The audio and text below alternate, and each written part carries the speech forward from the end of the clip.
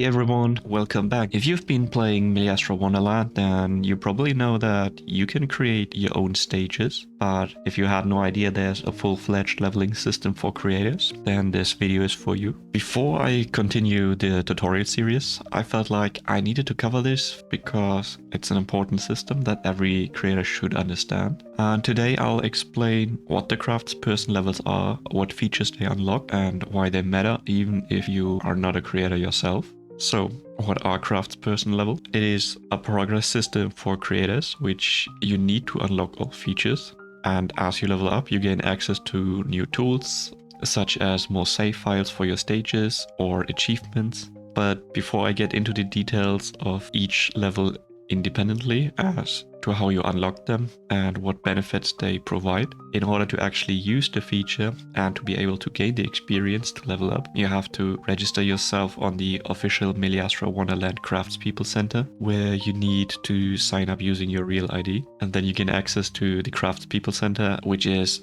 a web overview for your created stages, and that gives you all sorts of analytics that updates like once a day. So with that being said, I'll now go through each level and show you what you gain and what is needed to reach that level. First, we will start with level 1 crafter.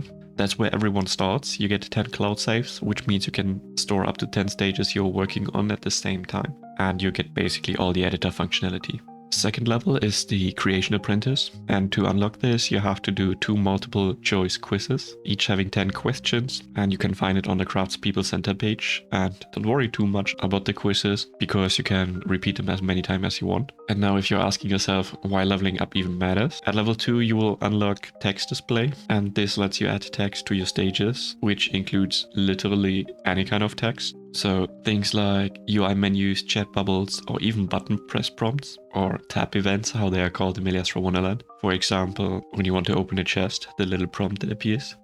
And this actually used to unlock later on level 3, but due to high demand, the developers moved it earlier to help new creators. And once you are signed up, you can get access to the Discord server.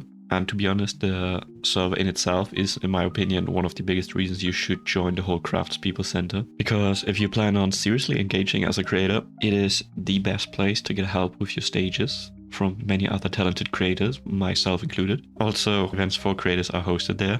So next is level 3, and in my opinion, less important now that you do not gain the text feature at level 3 anymore.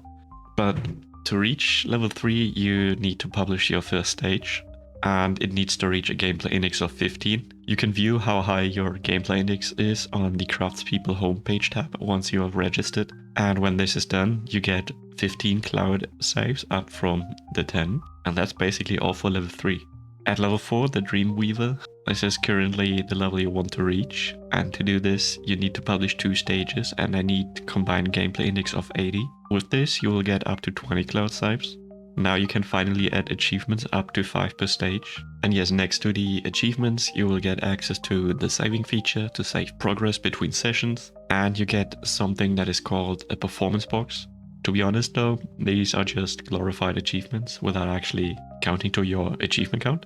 And I've yet to see them being implemented in a meaningful way that couldn't have been done without them. And you should be aware that they exist.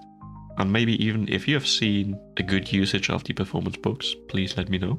So finally we have level 5, the Descender, which is currently only held by beta testers who partnered with Hoyo in one way or another, and is otherwise not accessible. So unless you somehow got the most popular stage and are recognized by Hoyo, or you win in one of the events, you cannot reach level 5 yet. If you were to manage to reach level 5, you'll be getting up to 50 cloud saves, even more achievements for your stages, and everything listed before being on top of that. And probably the biggest reason why you want to reach level 5 is because then you can implement leaderboards for your stages and the ranking system.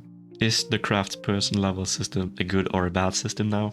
Let me know what you think. If you only play stages, you may never even touch the system. If you enjoy building, like even a little, leveling up gives you far more freedom, especially because of the text messages, more saves, achievements, and eventually leaderboards. And later down the line, the ability to actually earn real money. Think of it as the creator's progression path, but do I think it's actually good? Well, I think every system has its flaws, and I can see why they require you to use your real ID in order to register. even if some people see this as a problem. But as far as I can tell, it's to avoid having a Roblox-style situation and to protect minors. So I see this as a good thing. Anyway, if all you want to do is build some Genshin-style domains or even teapot level, where you technically don't even need to display text or a saving feature, then don't worry about the system. You can just ignore it. Just don't downvote someone because he doesn't display a text message for you. But if you seriously plan on engaging with the mode, I would highly recommend doing that. And with that, now that you know how the system works, thanks for watching. And if you found this helpful, please leave a like and subscribe, and I'll see you in the next video.